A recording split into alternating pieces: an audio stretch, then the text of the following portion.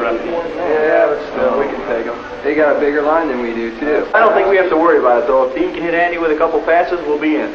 Yeah, it works all right. Hey, you guys want to hear something? That depends on what it is. Well, this is too good to keep. The other night I was out with Susan Harper. Susan? Yeah. Oh, maybe I shouldn't have said anything. You're not going steady with her, are you? No. Oh, well, in that case, I stay at home from the library.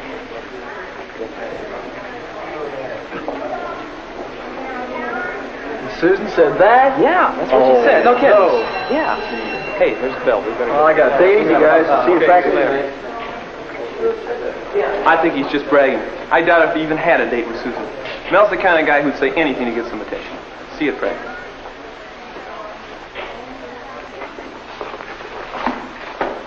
Let's see. I'll ask you some questions from the end of the chapter. Then you can ask me some. Okay. Ready? Why is force a vector quantity? Because it has both magnitude and direction. That's right. What instrument is normally used for measuring force? That's the next question, Dean.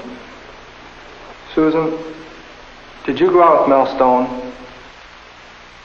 Why, no. Why? I just wondered. He gave me a ride home from the library the other night. That's all. I don't like him very much. He kept telling me about all the girls he'd been out with. Here, I think you better ask me the questions for a while. Okay.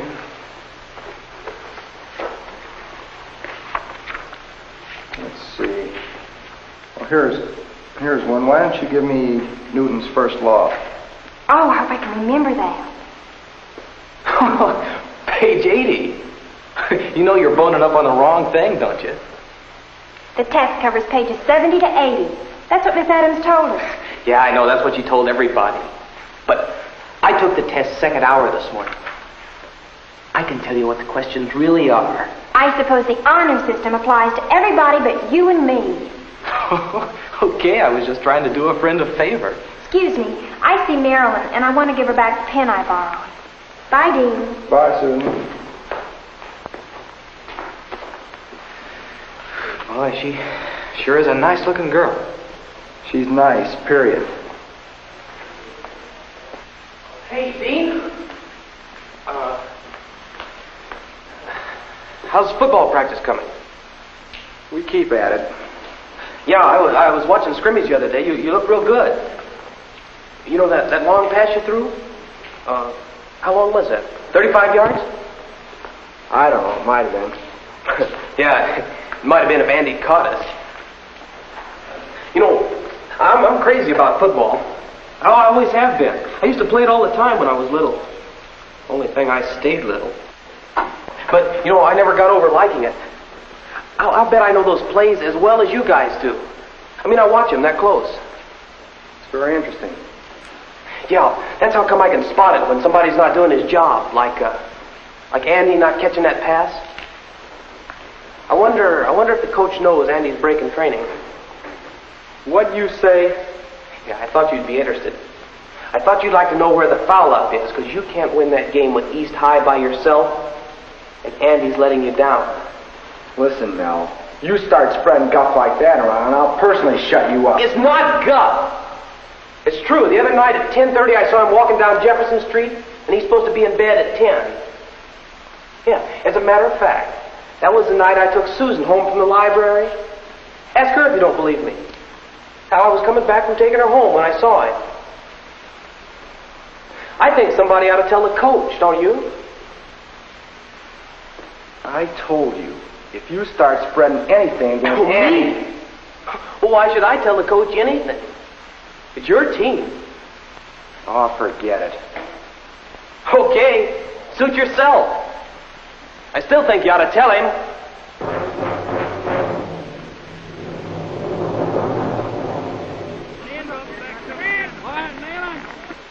Go, gang. Hut one. Hut two.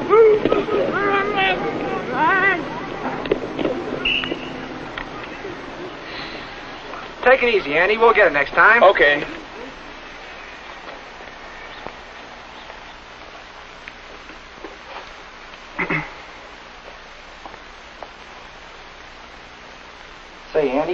Yeah? Have you been staying up late at night or something? Who told you? Nobody has to tell me your timing's all off. You act like you're all tired out or something. I get plenty of sleep.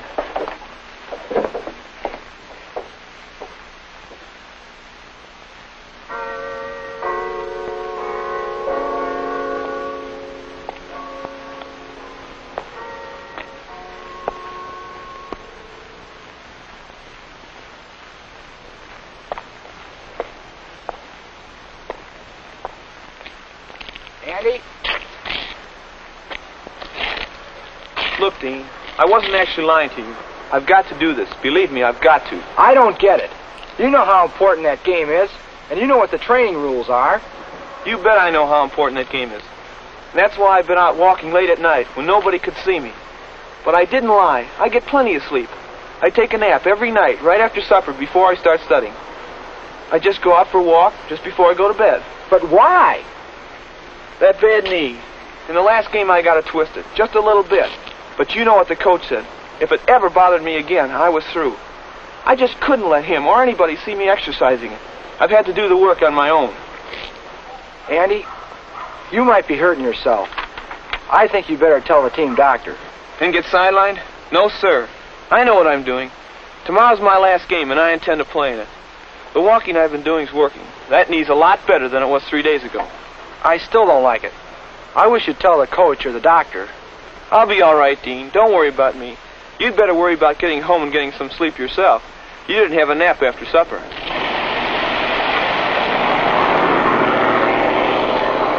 Wouldn't you know it?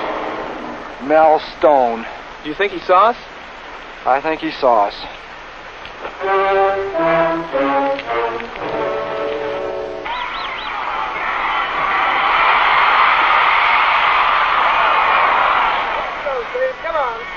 My, our All-American boys are getting clobbered. Pass interception and touchdown for East High by 6. The kick was no good. Come on, gang, let's go! First and 10 on the 35-yard line.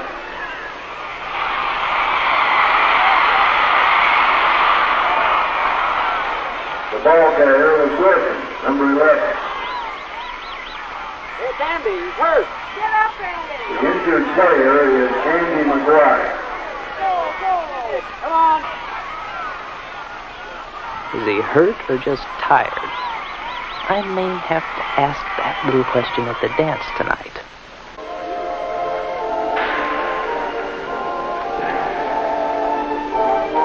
Golly, everybody's sort of quiet tonight. I guess they're tired after the game. Susan, you can't have much of a victory celebration without a victory. Don't feel badly. We all knew they were going to be tough. I just hope Andy isn't hurt seriously.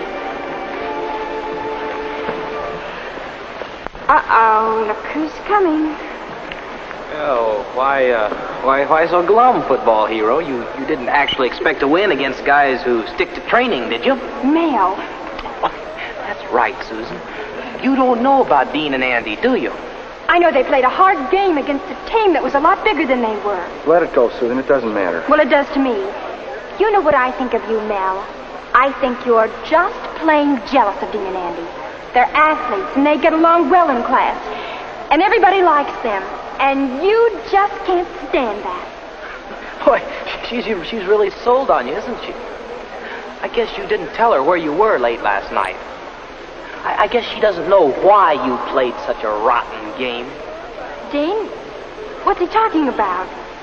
Why don't you get lost, Mel? What good is all this doing you anyway? Did you hear? The lady wants to know what I'm talking about. I don't want to hear it. Sure you do. You're just dying to hear it. As a matter of fact, everybody here is dying to hear it. Go ahead, make a speech, hero. Please, Mel.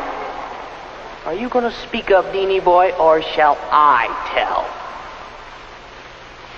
You're bothering us. Beat it.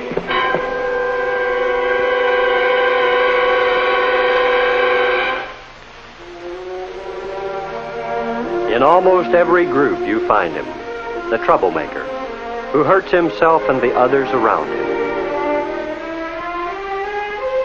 What makes a person like Mel act the way he does? Is the group ever at fault? How would you cope with someone like Mel in your group? Could you help him? What do you think?